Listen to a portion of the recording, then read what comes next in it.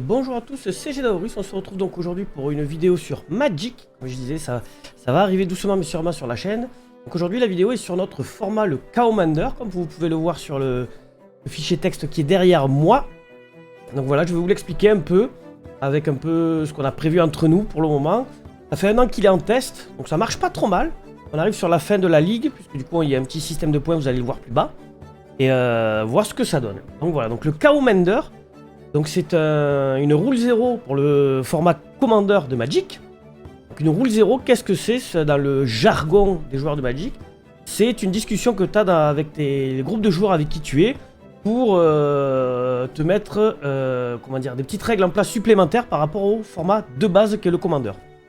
Donc voilà, nous on a décidé de partir sur les banlists Duel Commander. Donc même si on joue en multi, on utilise la banlist Duel Commander. Et on ne joue pas de Game Changer. Voilà, donc on utilise la banlist Duel Commander. On n'utilise pas de Game Changer. Donc j'ai mis sur le lien les liens sur le fichier. Donc vous pouvez les voir un peu plus bas. Et on essaie de monter des decks qui sont bracket 3. Donc sans les Game Changer, vu qu'on a le droit de Game Changer dans les bracket 3. Nous on ne les joue pas. Donc c'est la philosophie du bracket, c'est on peut commencer à se dire, dès qu'on arrive au tour 6, ah bah là il y a un des decks qui potentiellement peut gagner la partie. Pour éviter aussi des parties trop longues avec des brackets 1 ou des brackets 2 un peu clunky qui peuvent durer 8, 9 tours. C'est un peu long. On essaie quand même de faire un format pas compétitif mais casual compétitif. C'est pour ça que c'est un bracket 3 sans game changer avec la banlist Duel Commander. Donc hop, je descends là comme vous pouvez le voir. Donc là, tout au niveau système de bracket, comme j'ai mis, essayer de faire des decks de bracket 3 sans les game changers. Donc là oui je vous montre parce que moi je lis sur mon écran. Donc vous c'est marqué derrière moi. Donc voilà, là j'ai mis aussi un lien vers la bêta du système de bracket en anglais. Il faudra que je cherche en français comme j'ai mis, s'il y en a un qui l'explique bien. Donc ensuite, voilà, comme j'ai précisé, il faut penser à bien lire la philosophie derrière chaque bracket, donc ce qui est marqué plus haut. Par exemple, moi je sais qu'il y a des decks qui peuvent être bracket 4 parce que avec l'estimation de bracket automatique, des sites internet comme Moxfield, Archidect, etc. Et bien, il va détecter un combo à 2 cartes dans ton deck. Du coup, il va te dire ah, bracket 4. Sauf que si tu sors ton combo que à partir du tour 6, pour moi, tu restes dans le bracket 3. C'est aussi ta vision du jeu de dire ah, j'ai le combo en main dès le départ, c'est un peu trop fort. Je vais attendre le tour 6 pour pouvoir le jouer. Voilà, ça peut arriver. Même moi j'ai des decks là qui sont limite bracket 4, voire peut-être il y en a un ou deux qui sont bracket 4 à cause de ça. Et ça m'est arrivé une fois dans les parties entre potes où j'ai eu le combo tour 1 dans la main de départ. Donc j'aurais pu le jouer tour 3 et j'ai attendu parce qu'en fait c'était pas intéressant de voir de suite mettre à mal tous mes participants alors qu'ils avaient même pas eu le temps de déployer leur board ou quoi que ce soit. Donc j'ai attendu le tour 6. Et ce qui fait qu'en attendant le tour 6, et quand j'ai commencé à mettre mes pièces de combo en route, ils ont pu me casser le combo. Donc je n'ai pas pu partir en combo correctement. Donc c'est pour ça aussi qu'on essaie de se mettre là-dessus. Donc, après, on accepte nous les proxys. Dans notre groupe de jeu, on accepte les proxys, noir et blanc quand on joue comme ça pour s'amuser. En couleur, car je vais essayer de faire quelques tournois. On va commencer à faire des tournois non officiels Magic, forcément, puisque du coup, sinon, les proxys sont non autorisés. Là, les proxys, pour moi, seront autorisés du moment qu'elles sont en couleur pour les tournois, qu'on puisse comprendre et que la carte soit le plus lisible possible. Comme à terme, prendre les proxys Wish. Donc, ce que j'appelle les proxys Wish, c'est des cartes que tu vas... Il y a MPC Phil, par exemple, un site internet, qui te permet de faire des proxys qui ne sont pas des proxys de cartes officielles et que nous, on accepte. Moi, j'ai des collègues dans le playgroup dans lequel on joue, ils ont des decks que fait comme ça. Et ça me dérange absolument pas. Parce que moi, dans notre playgroup, ce que j'essaie de mettre en place, c'est le plaisir de jouer. Et de builder surtout. De builder des decks avec ces restrictions-là. Pour essayer de frôler avec les limites, etc. D'arriver à faire des decks qui fonctionnent le mieux possible avec ça. Donc ensuite, comme j'ai précisé, parce que des fois, avoir un deck full contre, c'est un peu embêtant. Ou un deck full meul ou un truc comme ça. Donc là j'ai mis une limite de counterspell, peut-être bien pour éviter un deck bleu full contre.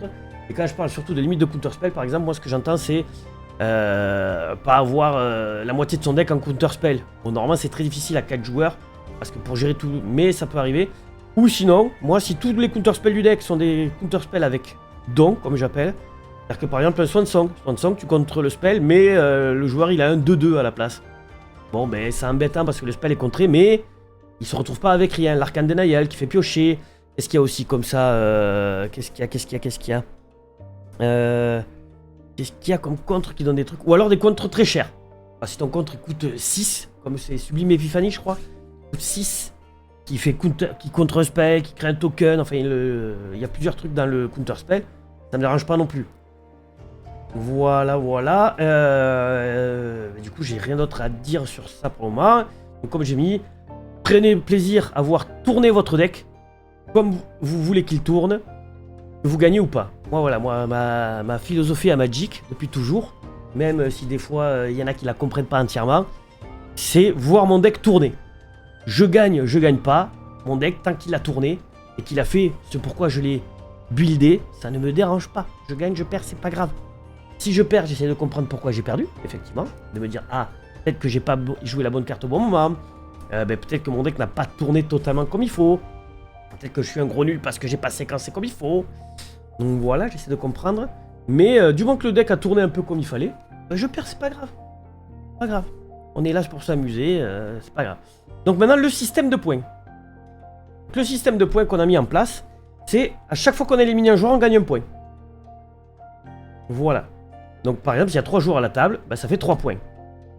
Et le petit hic de plus, c'est que si on est le dernier à gagner, on gagne 2 points de plus. C'est-à-dire que par exemple, on fait 1, 2, 3, plus 2, 5. Donc si on wipe une table, on fait 5 points. Une victoire alternative, c'est 2 bases de points, plus 1 point par joueur qui restait à la table quand on a gagné. Donc on peut arriver à faire 5 points comme ça aussi.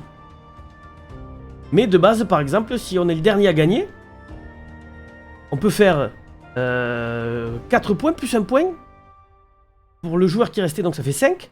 Et on peut arriver même à faire plus. Si on wipe la table en victoire alternative, on gagne... Et là on gagne pas le... Excusez-moi, je m'embrouille. Je m'embrouille quand je lis le texte. On n'est pas le dernier joueur à gagner. C'est pour ça qu'en fait c'est ça. Si tu wipes la board à la table en victoire alternative, tu fais autant que si tu étais le dernier à gagner. Voilà. Ça n'est jamais arrivé encore pour le moment. Et si tu gagnes avec un deck bracket 1, c'est 5 points en plus. C'est là où c'est très fort. Déjà, il faut très fort à gagner avec un bracket 1. Et si tu gagnes avec un bracket 1, tu marques 5 points.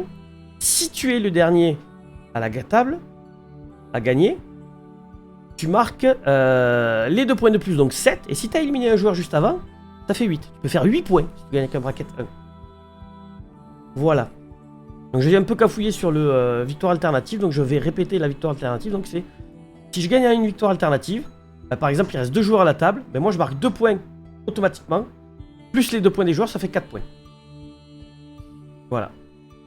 C'est comme ça que ça marche les victoires alternatives.